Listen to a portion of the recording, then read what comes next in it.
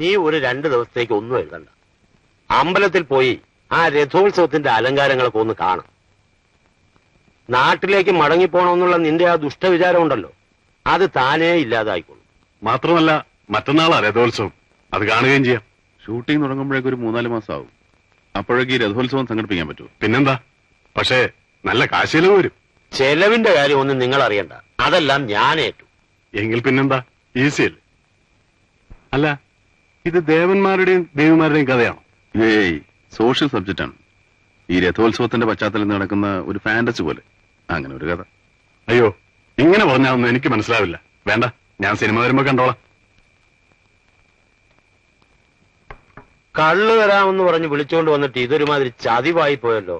ചായ, അതും ഈ കൊടും തണുപ്പത്ത്. ഇത് ഞാൻ പറഞ്ഞിട്ടൊന്നുമല്ല, ദേ ഇവളുടെ ഐഡിയ. വാ, ഓരോ സ്മോള് കഴിക്കാം. ഞാനില്ല, എനിക്ക് ഈ ചായ മതി. പാവൻ ശ്യാമ കഷ്ടപ്പെട്ടുണ്ടാക്കിയതല്ലേ. ഞങ്ങളൊരൽപ്പം കഴിക്കുന്നതിന് വിരോധമില്ലല്ലോ. ഇല്ല. ആ, എങ്കിൽ വാ തോമച്ച. ശരി.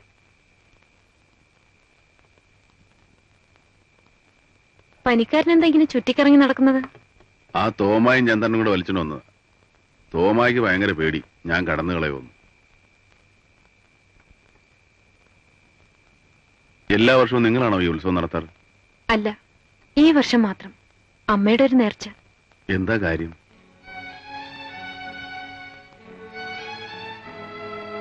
പറയാൻ പാടില്ലാത്ത വല്ല കാര്യമാണ്. ഈ ഉത്സവം നടന്നു കഴിഞ്ഞാൽ എന്റെ മനസ്സ് മാറും, വിവാഹം നടക്കുന്നൊക്കെ അമ്മയുടെ അച്ഛന്റെ വിശ്വാസം. ശ്യാമയുടെ വിശ്വാസം എന്താ? എന്തോ എനിക്കൊന്നും അറിയില്ല. സാറ് ഉത്സവം കഴിയാണ്ട് പോയില്ലല്ലോ? ഇല്ല, ഇത് ഭയങ്കര ബോറാണ് കേട്ടോ, ഈ സാറേ സാറേ എന്നുള്ള വിളി. പിന്നെന്ത് വിളിക്കും? വിശ്വേട്ടാന്ന് വിളിച്ചാ മതി. കൊള്ളാം. ഇതിനു മുമ്പ് ആരെങ്കിലും ഇങ്ങനെ വിളിച്ചിട്ടുണ്ടോ? ആര്? മരിച്ചുപോയി.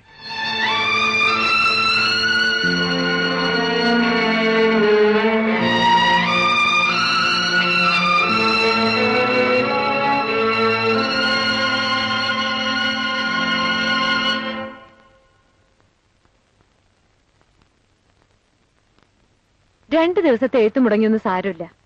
നാളെ മുതൽ വീണ്ടും എഴുതി തുടങ്ങാലോ.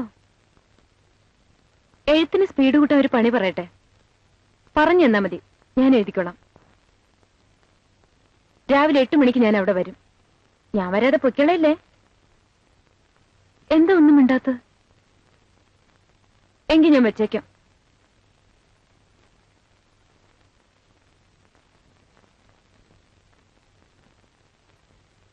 വിശ്വട്ടാ,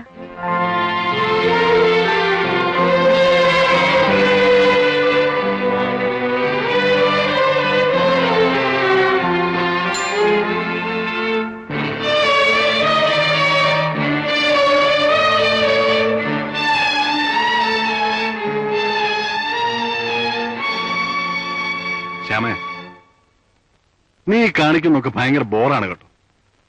വിശ്വന് ഇവിടെ ജോലി ചെയ്യാൻ വന്നതല്ലേ. നമ്മളയാൾക്കൊരു സ്വസ്ഥത കൊടുക്കേണ്ടതിന് പകരം നീ ഇങ്ങനെ രാവിലെയും വൈകുന്നേരം അയാളുടെ കൂടെ നടന്നും ഫോണും ഒക്കെ വിളിച്ചിങ്ങനെ ശല്യപ്പെടുത്തിയാലോ? അതിന് ഞാൻ ഒരു ശല്യവും ചെയ്തില്ലല്ലോ. ആ, നീ ശല്യപ്പെടുത്താൻ ചെയ്യുന്നതല്ലായിരിക്കും, പക്ഷേ അയാൾക്കിതൊരു ശല്യമായി തുടങ്ങിയിട്ടുണ്ട്. അങ്ങനെ പറഞ്ഞു? തെളിച്ചു പറഞ്ഞില്ല, അയാളുടെ സംസാരത്തിൽ നിന്ന് എനിക്ക് തോന്നി. ആ, നീ പോയി കിടന്നുറങ്ങ.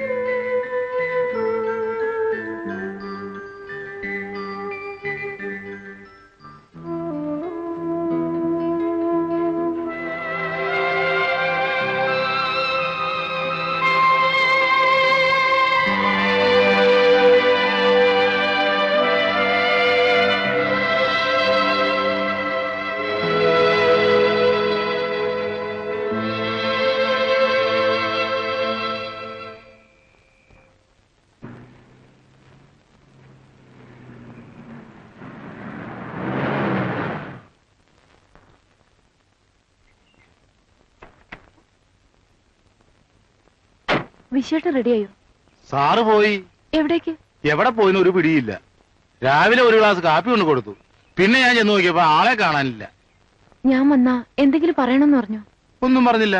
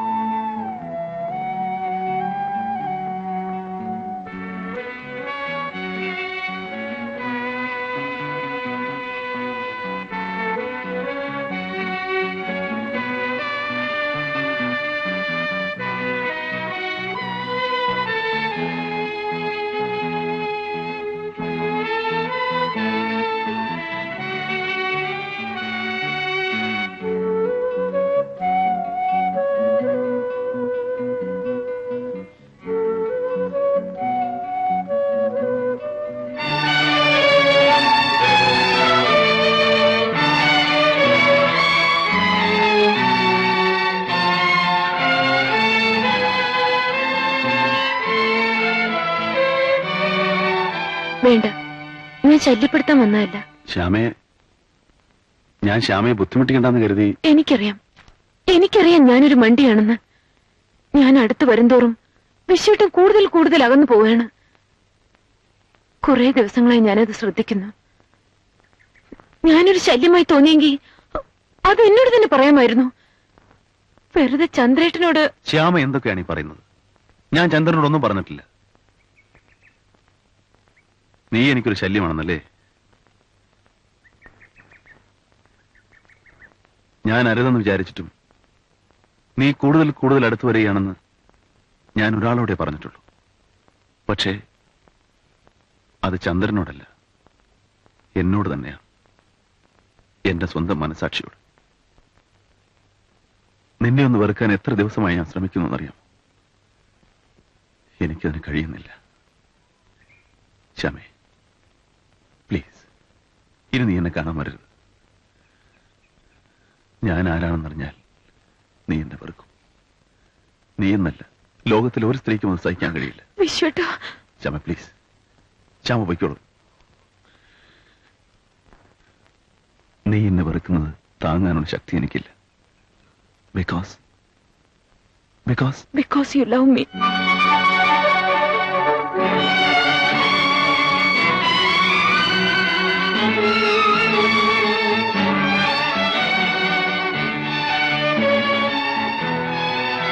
എന്നോട് പോകാൻ പറയരുത്. എന്നോട് പോകാൻ പറയരുത്.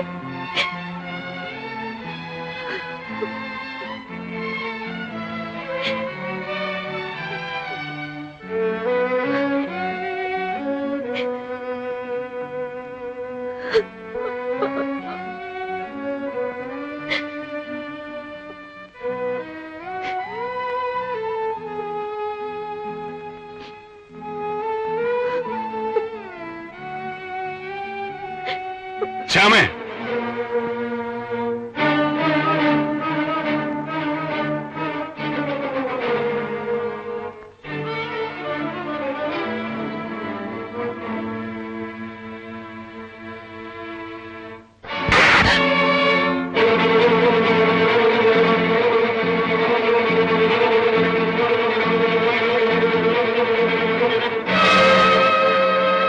it is so cheap. What is...